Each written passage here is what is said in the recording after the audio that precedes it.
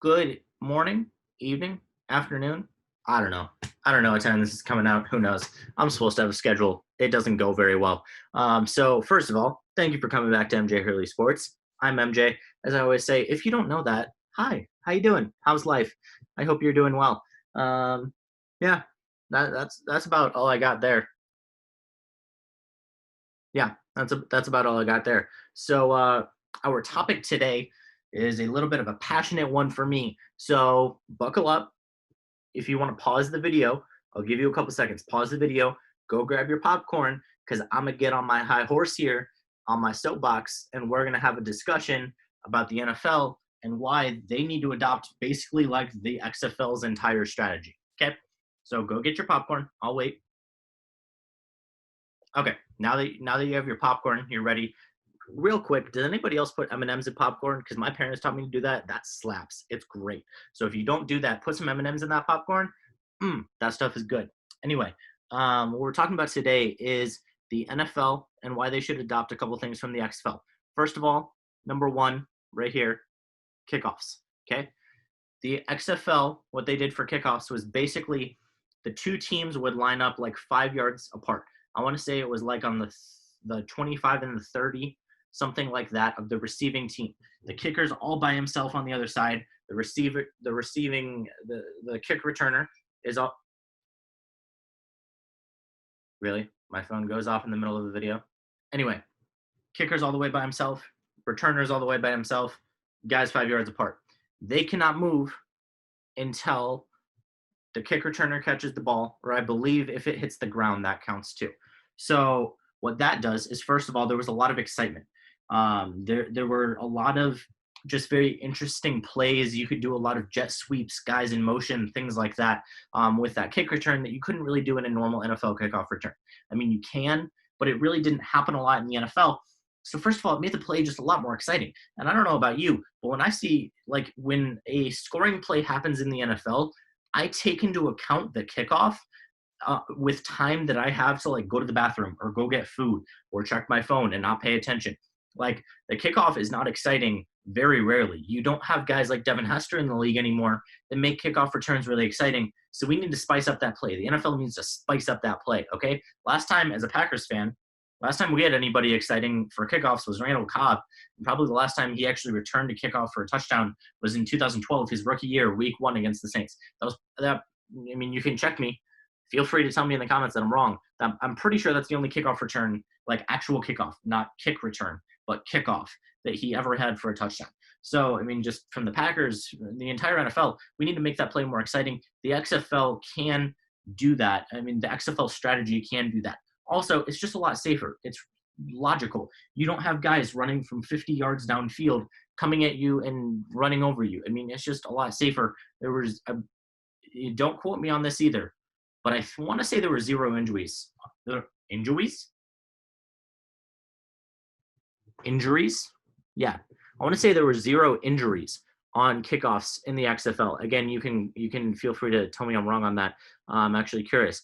But it was a lot safer. It was a lot more exciting. So the NFL needs to do that. Number two, right here. Probably going to make myself look stupid at editing again.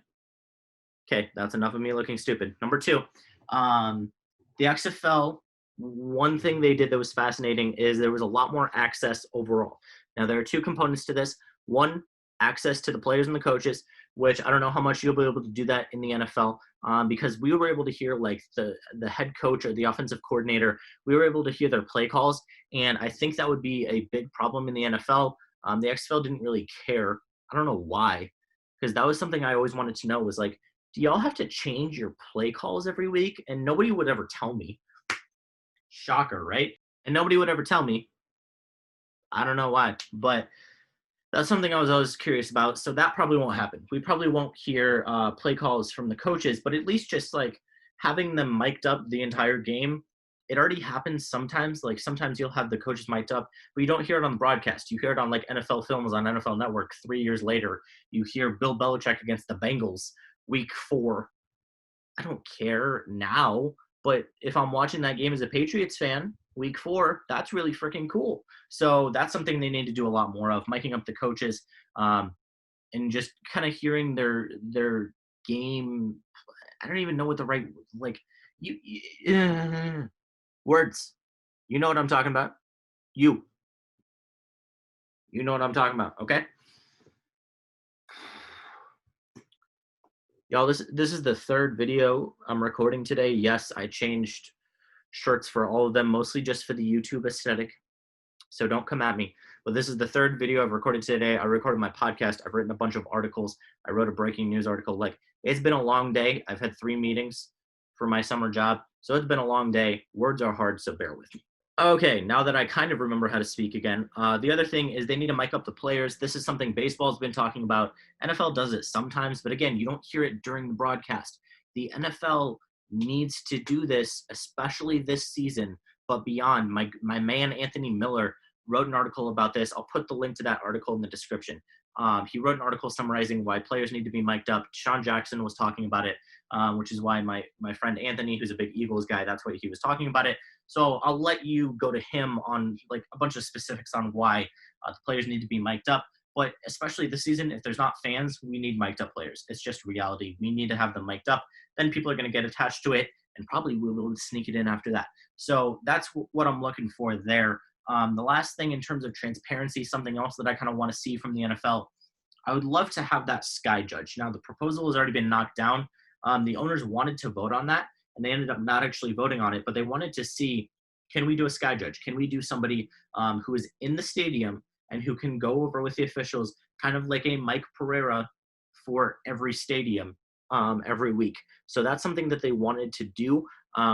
I think that eventually the NFL will do that, just in terms of transparency, so we don't have people coming at Packers fans saying like refs are told by Roger Goodell or whoever's in charge of NFL referees that they're told to side with the Packers. That's not a thing, guys. It doesn't happen. Yes, Packers have been fairly fortunate, and maybe that is because Aaron Rodgers is actually nice to refs most of the time and doesn't yell at them like other quarterbacks do. But I don't really know why. Yeah, like in that Lions game last year, was that a hands to the face on the Lions defensive lineman? No, it wasn't. But the Packers have had plenty of calls go against us. Fail Mary. I'm looking at you, Seahawks fans. I'm looking at you. The Fail Mary. Wait, was that the Fail Mary? Is that what that's called? I think that's the Fail Mary. Yeah, with the replacement refs in like 2012, I think, with the Seahawks in week 3. I'm looking at you, Seahawks fans.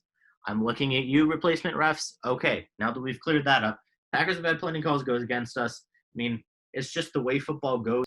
It's the way any sport goes. We have human refs, and so until you replace them all with robot refs, that's what you're going to get. Congratulations.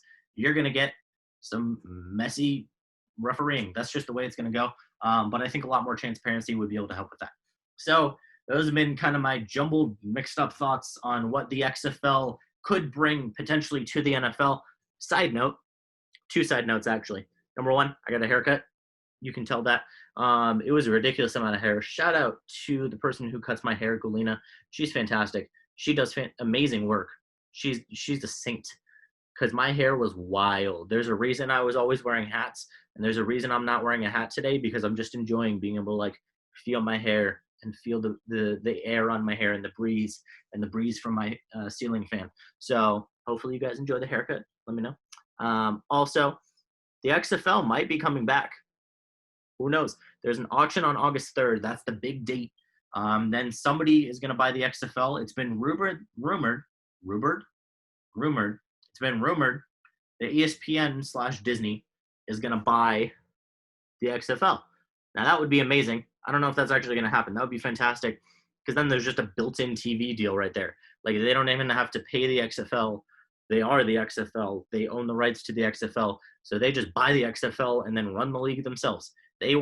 Apparently all of the investors want to follow the like 12-week plan for 2021 season that McMahon and Oliver Luck put together before they fought and bickered with each other and divorced each other. So that's what's going on with the XFL. I hope it comes back. Maybe if it comes back, then the NFL will be more likely to adopt some of these changes once people really love them. But man, I just want the XFL back. I mean, I might be able to cover them in LA if they stay in LA, and that happens in 2021. Even if not, I want the XFL back. That's how I got my start doing all of this. So I'd be a big fan if the XFL could come back. So Those have been all my jumbled thoughts. I'm tired. It's been a long day. So I'm going to let y'all go. Hopefully you're doing well. This is probably coming out like Saturday, I think. So I hope you guys are doing well. It's been a long week. It's been a bit of a rough week.